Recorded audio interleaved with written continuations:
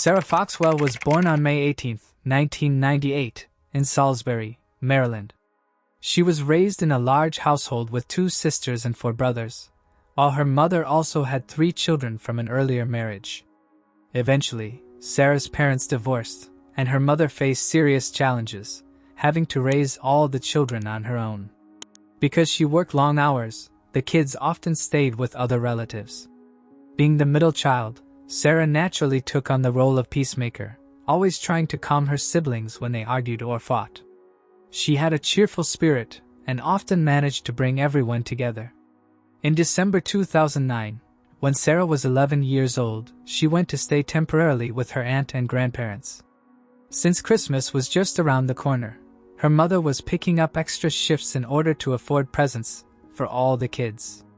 Her aunt lived in a large farmhouse on the outskirts of Salisbury, and the children loved being there because of the wide open space where they could play freely. On December 22nd, everything seemed completely normal. With just a few days until Christmas, the children were excited, running around, laughing, and playing. That evening, their aunt ordered pizza for dinner, and by 9 p.m. everyone began getting ready for bed. Sarah shared a bedroom with her 6-year-old sister, Emma, at the end of the hallway near the back door. The 2 girls talked for a little while before falling asleep. The next morning, Sarah's grandfather got up and went to wake the children. When he entered the girls' room, he found only Emma there. Assuming Sarah had already woken up, he searched the house but could not find her anywhere. He told her aunt, and together they looked through every corner of the home, but soon realized Sarah was gone. At first, her aunt thought Sarah might have gone outside to play in the fresh snow that had fallen overnight. But she quickly noticed Sarah's shoes and jacket were still inside. Then she spotted something unusual. Sarah's toothbrush was missing from its usual place in the bathroom. After checking the yard and surrounding area with her grandfather, and still finding no trace of Sarah, her aunt called her mother. Sarah's mom rushed over immediately, and they contacted the police. Officers arrived within minutes and began searching the house. Sarah's aunt explained that every night before bed she always checked all the doors and windows to make sure they were locked, and she had done the same the night before. Despite this, the police found no sign of Sarah anywhere inside or around the house. Once officers heard about the missing toothbrush, they started to consider the possibility that Sarah had been abducted. Perhaps the kidnapper had taken the toothbrush along when leaving the house with her. They went to inspect the doors and windows and, when they tried the back door near Sarah's room, it opened easily. Her aunt insisted she had locked it the night before and that it hadn't been touched since. Then she remembered that they kept a spare key hidden outside near the entrance. When she went to check, the key was gone. This detail strongly supported the theory of abduction, suggesting that whoever took Sarah must have been someone familiar with the family. Another disturbing clue was that their dog had not barked at all during the night, even though it usually barked loudly at strangers. With growing fear that Sarah had indeed been kidnapped, the investigators launched an extensive search. Word of her disappearance spread quickly, and many people from the community reached out to the police, offering their help. The sheriff made a public appeal through the media, asking residents to inspect their properties for anything unusual. Dozens of local officers joined the search, with support from neighboring towns, departments, and even other states. Everyone hoped Sarah would be found alive. The fact that the kidnapper had taken her toothbrush suggested he might intend to keep her alive, so police poured every resource they had into finding her. Just outside the house, they discovered their first lead, fresh tire tracks in the snow, which indicated the abductor had likely used a car. Since Sarah's warm clothing was left behind, it was unlikely she had been taken on foot. Meanwhile, Sarah's family members were brought to the police station, where something shocking happened. Her 6-year-old sister Emma, who had shared the room with her that night, tugged on her grandmother's sleeve and quietly said she had a secret. She had seen the person who took Sarah. She explained that she had woken up to hear a man talking to her sister. Frightened, she pretended to stay asleep, but a few moments later she saw the man leaving the room with Sarah. Her revelation stunned the family, but what she said next was even more alarming. She recognized the man. It was Mr. Tommy. The adults immediately knew she was referring to 30-year-old Thomas Leggs, her aunt's ex-boyfriend. Although the relationship had ended a few months earlier, he had spent a lot of time at the house, and all the children knew him well. The police also knew exactly who he was. Thomas had a long criminal record involving women and underage girls. At 18, he was imprisoned for assaulting a 12-year-old girl and was sentenced to 4 years, but was released after only a few months. Later, he was sentenced to 7 years for assaulting another minor, yet once again served only 6 months before being released early for good behavior. Not long after, he served a 6-month sentence for another assault. On one occasion, he even attempted an assault on the very same day his wife had come home from the hospital with their newborn daughter. That incident led to his wife divorcing him and obtaining a restraining order after he threatened to kill both her and their baby. In yet another case, when a woman and her young daughter moved into his neighborhood, Thomas harassed them as well. One day, the girl was sitting on her porch with a friend when Thomas walked up to them. He told one of the girls that he had been watching her play in the yard and called her a wild girl. Then he took a stick and began striking her on the buttocks. The frightened child ran into the house and told her mother what had just happened. Looking out the window, the woman saw Thomas and realized she recognized his face. Before moving into that neighborhood, she had checked the local sex offender registry and remembered seeing his photo there. She immediately reported him to the police, and the matter was taken to court. However, Thomas managed to avoid facing any consequences.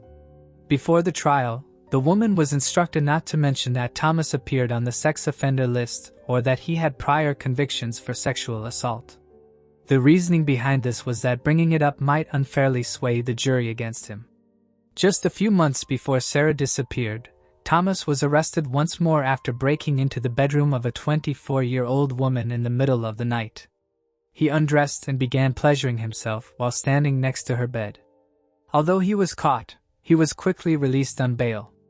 At first, Thomas was able to hide his criminal background from Sarah's aunt, but she eventually discovered it.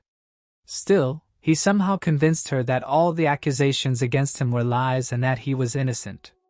Considering his record and behavior, detectives had no doubt that Thomas was behind Sarah's abduction. Her relatives also pointed out that, during the time he dated her aunt, Thomas spent noticeably more time with Sarah than with any of the other children. At the time, no one paid much attention to this, but after she vanished, that detail became extremely troubling. Wanting to question him, police went to Thomas's residence. He lived only a few miles away, in a shed located on his parents' property. Investigators brought him in for interrogation and obtained a warrant to search the shed. Inside, they found filthy conditions and complete disorder, but nothing that directly tied him to Sarah's disappearance. What they did find was disturbing in another way: a massive collection of pornographic magazines and DVDs filling the shed. During questioning, Thomas flatly denied having anything to do with Sarah's disappearance. He claimed that he was trying to work on his problems, referring to his tendency to commit crimes against underage girls. Thomas insisted that while he was dating Sarah's aunt, he had deliberately avoided being alone with the children, fearing false accusations of inappropriate behavior. When detectives told him that Emma had seen him on the night Sarah was taken, he dismissed it, saying Emma often made things up and that he hadn't been there. The investigators didn't believe him, not only because of his criminal history but also because of the way he behaved during questioning. While they discussed the disappearance of the 11-year-old girl, Thomas smiled and mocked repeatedly. The sheriff even suspected that Thomas believed his crime had been flawless, and that the police wouldn't be able to prove anything against him. Thomas also claimed he had a solid alibi, saying he spent the night at a bar with a friend. Investigators quickly checked this, and to their surprise, it was partly true. Witnesses confirmed he had been at the bar, but he left around 1 a.m. After that, no one, not even his parents, saw him again until around 7 a.m. When detectives examined his phone, they found that he had sent multiple messages to different women that night, asking to meet up. Every single one of them refused. Still, even with this suspicious behavior, police couldn't get him to confess. They kept pushing forward, holding on to the hope that Sarah was still alive. When Thomas's pickup truck was seized, investigators uncovered several critical pieces of evidence. Inside the vehicle, they found Sarah's green toothbrush and a large lollipop. They believed he might have used the candy as a way to lure her into his car. In addition, the tire tracks from his truck perfectly matched the prints left in the snow outside the house on the night Sarah disappeared. Thomas had told detectives he hadn't been to that house in over a month, but now there was proof that he had lied. Even so, he continued to deny everything, and police kept searching for Sarah. Hundreds of officers and volunteers joined the effort, covering miles of territory around her home. They searched through abandoned buildings, wooded areas, ravines, and lakes. Canine units were brought in to follow her scent, while helicopters surveyed the landscape from above. The community also rallied in full support. Despite the freezing weather and the approaching holidays, crowds of people came to the police station, signing up as volunteers to help find her. Sadly, that day's searches yielded no results. Still, nobody gave up hope, and the very next morning, the search teams headed out again to continue looking for Sarah. During this period, the number of volunteers not only remained steady but continued to grow. Altogether, around 3,000 people joined the search operation. The sheriff eventually had to move the coordination center to the large baseball stadium, since the police station could no longer accommodate so many people. Among the volunteers were not just adults, but also children, who handed out water, hot tea, and food. Everyone contributed in whatever way they could, holding on to the hope that their efforts would lead to Sarah being found alive.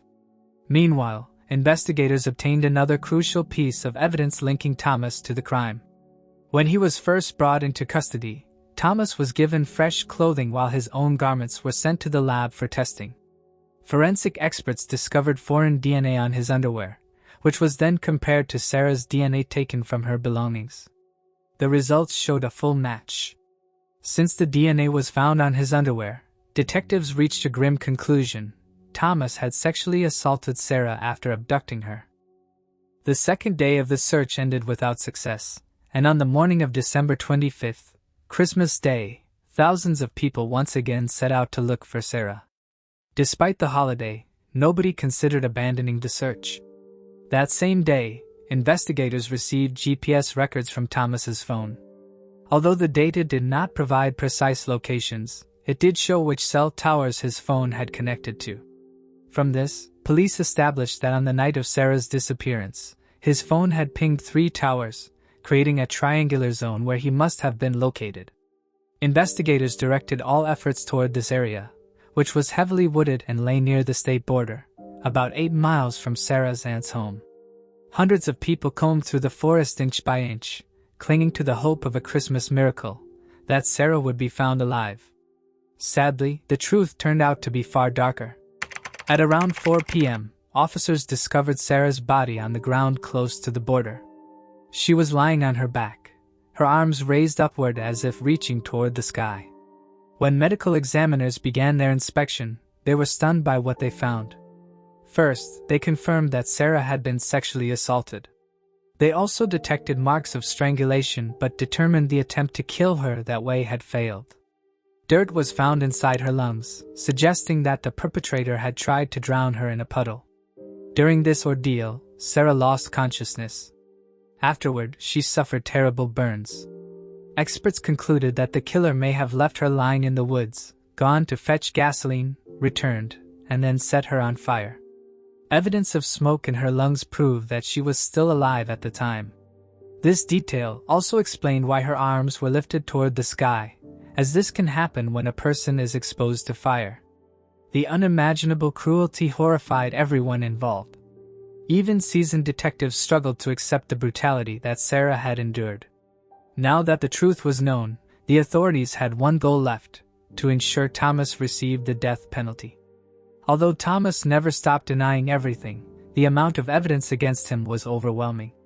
After Sarah's body was found, forensic specialists discovered several of her hairs and fibers from her pajamas inside the front seat of Thomas's pickup truck, adding to the proof of his guilt. With so much incriminating evidence, it seemed almost impossible for him to escape punishment. Still, the trial was delayed for more than a year and ultimately never took place. In early 2011, the prosecution offered Thomas a plea deal. Under its terms, he would plead guilty and receive a life sentence instead of facing the death penalty. Given the horror of his crimes, the deal seemed far too lenient, but prosecutors had strong reasons for making it. Most importantly, Sarah's younger sister would have been forced to testify repeatedly in court before the man who had murdered her sibling, something that could have caused her lasting trauma. Another factor was the uncertainty of securing a death sentence. If Thomas's defense attorneys had managed to overturn it, he could eventually have been released, something the plea deal permanently eliminated. Additionally, the state's governor at that time opposed the death penalty, further reducing the likelihood of such a sentence being upheld. Thomas ultimately accepted the plea agreement and confessed to what investigators already knew. He admitted that he lured Sarah out of the house, abducted her, sexually assaulted her, and killed her. He received 2 life sentences without the possibility of parole and was placed in a maximum security prison. Within days of his arrival, another inmate attacked him with a homemade weapon in the cafeteria, leaving him with serious injuries. Thomas survived, and prison staff increased measures to protect him from further attempts on his life. Sarah's case caused widespread outrage, as many believed that the system had repeatedly failed by giving Thomas opportunities to be released and continue preying on others. In response, the state of Maryland passed Sarah's Law, which requires anyone convicted of child abuse to serve at least 15 years in prison before becoming eligible for parole. If you found this case intriguing, make sure to like and subscribe. We upload new crime case videos every night. Stay tuned and brace yourself for what's coming next.